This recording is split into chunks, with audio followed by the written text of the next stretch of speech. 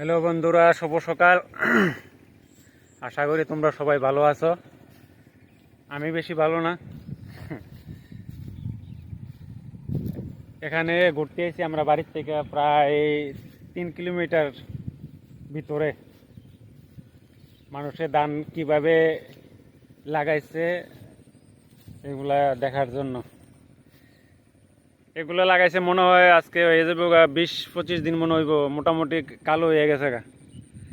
আমরা দিকে অহনো ধান লাগাইতেছে, ধান লাগানোর অহনো বাকি আছে।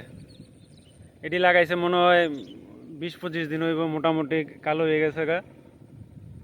এই জায়গাটার নাম কি জানো? বাগাইমুড়া।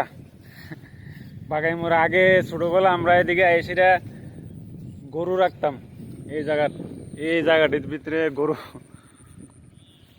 গরু ছাইরা দিয়ে সেরা গরুর ঘাস খাওয়াইতাম ছোটবেলা।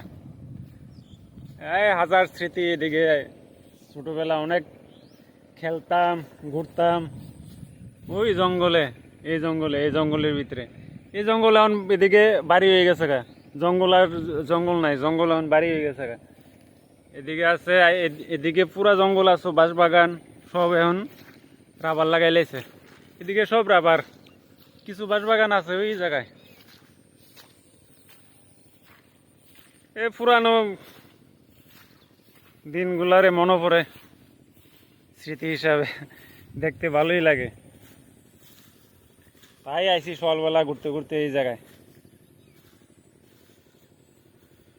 ওই এক দাদা ট্রাক্টর দিয়া ক্ষেত চোয়াইতেছে। তারপরে ওই দিকেও বাকি আছে এখনো ধান লাগানোর। একটু পরে দেখাবো তোমরা রে। যাই একটু রাবার বাগানটার দিকে যাই, রাবার বাগানটা একটু ঘুরাই, দেখি কি অবস্থা।